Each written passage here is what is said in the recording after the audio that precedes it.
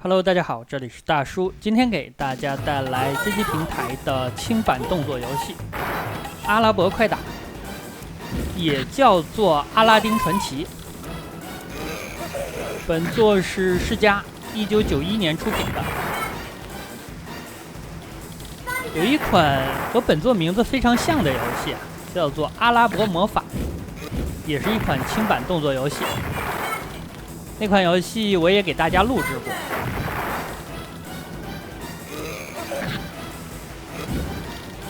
本作是世嘉为了推广自家当时新的街机基板世嘉 System 32所制作的。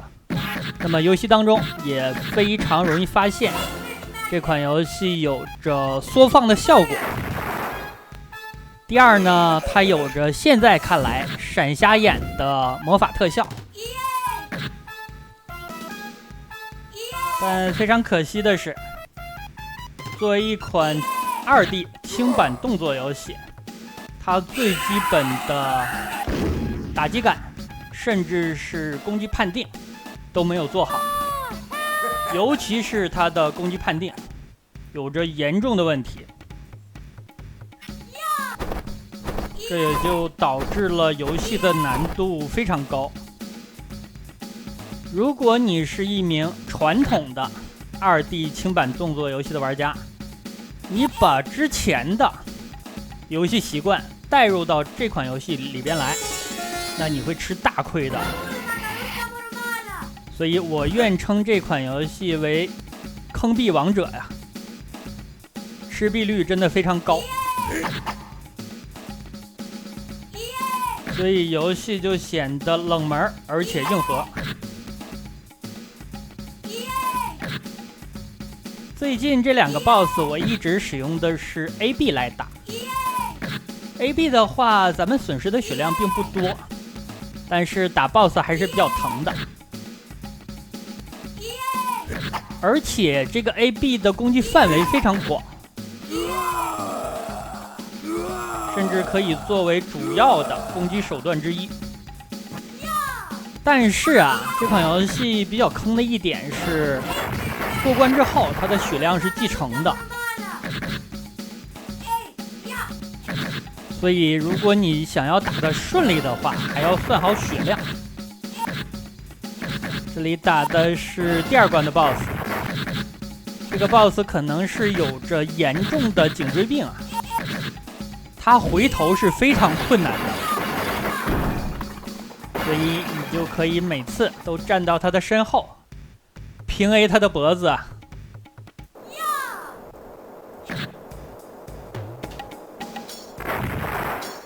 使用 AB 的时候还要注意一个问题，就是如果你在拥有魔法壶的情况下，那么 AB 就变成了释放魔法。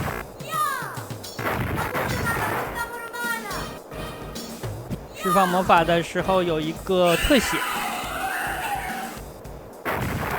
我使用的这个角色还算是有点看头游戏的操作并不复杂，除了平 A 之外，咱们还可以跳跃攻击，可以 AB， 有魔法壶的情况下还能够释放魔法，另外甚至还能够跑动攻击。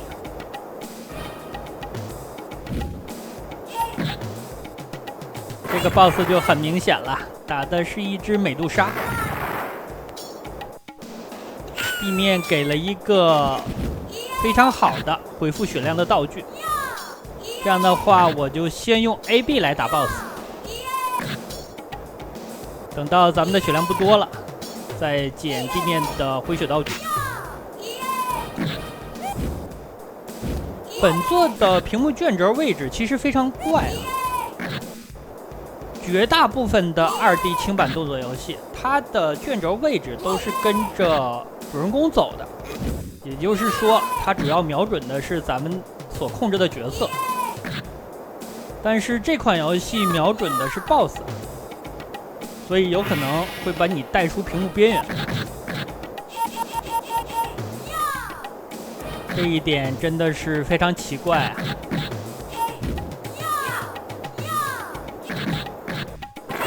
这个魔法壶有几种类型啊，包括了闪电、火焰、风暴、分身等等吧，但是效果都差不多。杂兵的话，基本上一击就可以打倒了，打 BOSS 可以掉不少的血量，但是要注意，本作的魔法壶，如果你切换版面了，那它就消失了，甚至都不用过关，到下一个版面就没了。所以捡到魔法壶之后，什么时候用还是有一定技巧的。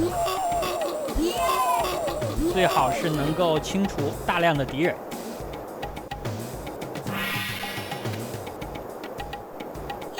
这里给了一个奖励关，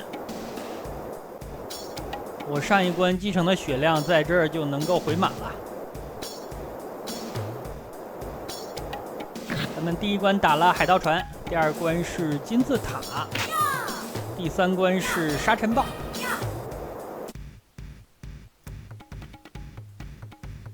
现在来到了第4关，火焰大街。现在穿着黑色衣服的这种杂兵是非常难对付的。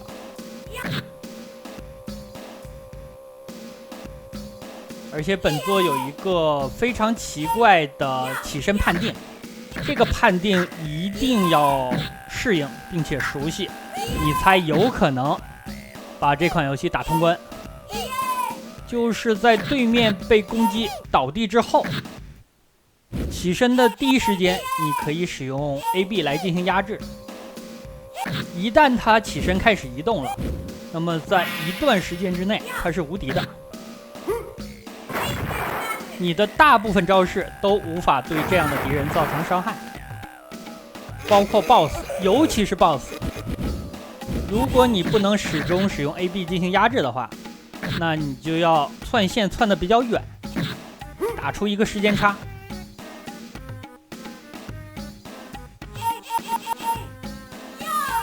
咱们一般玩轻版动作游戏都会压起身，但这款游戏是不行的，除非你一直 AB。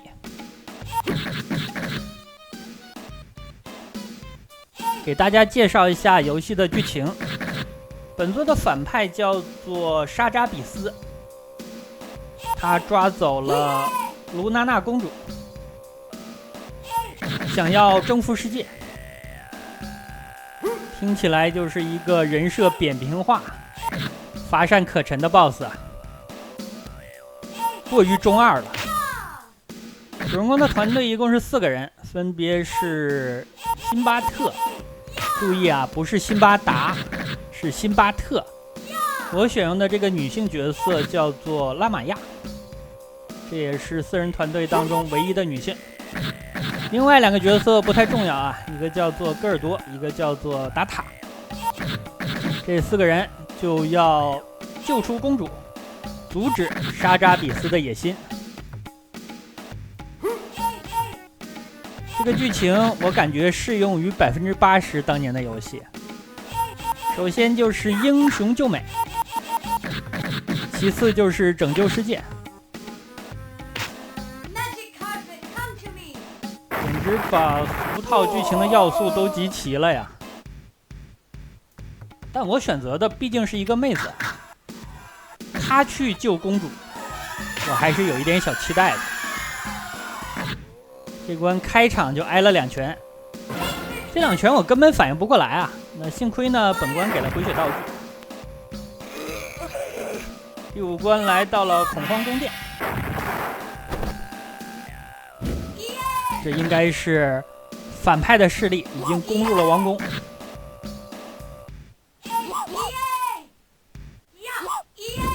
AB 攻击的时机我实在是掌握不好，我凑合用，大家凑合看。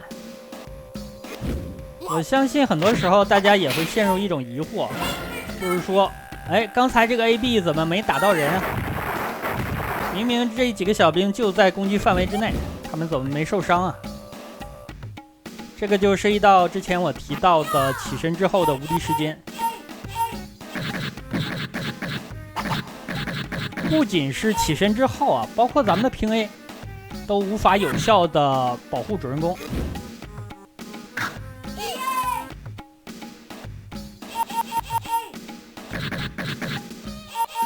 虽然打击感做的不好，甚至打击判定做的不好，但是角色的动作还非常多。攻击的时候如果按下的话，会出一个下段拳，推上的话会有一个高抬腿，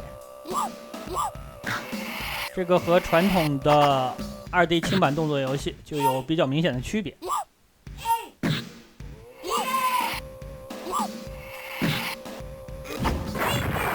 这里我因为身上有一个魔法壶，所以尽量的往前带卷轴，等到 BOSS 出现，给了他们一发，这样既可以清除杂兵，也可以给 BOSS 带来伤害。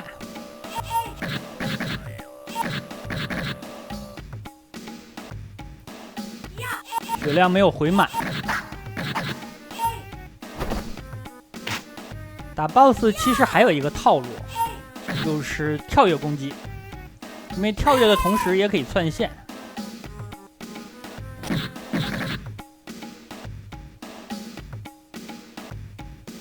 平 A 之后的这个终结技判定非常奇怪啊，很多时候你是打到对面了，但是对面并不掉血。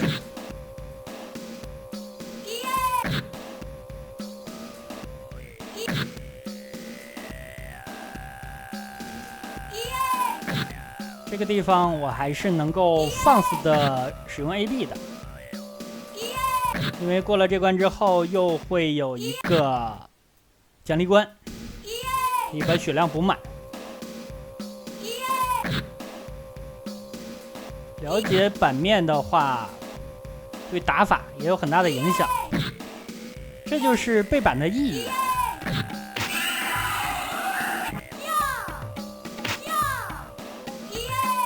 直接一个 AB 开盒了。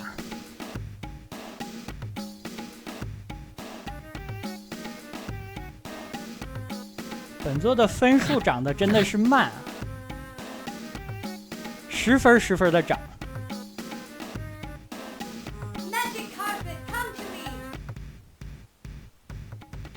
第6关，地狱山。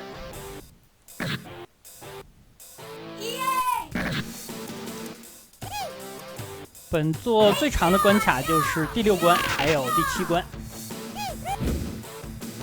一般的小伙伴如果能够通关的话，要40分钟左右。那这里我通过物理外挂记笔记的方式，把放魔法的点都记下来，这样打得会快一点。通关也需要半个小时左右，这样就分2期给大家录制啊。我这个年纪已经不允许一天干半个小时以上的视频了，尤其这2天啊，腰发硬，感觉不大舒服。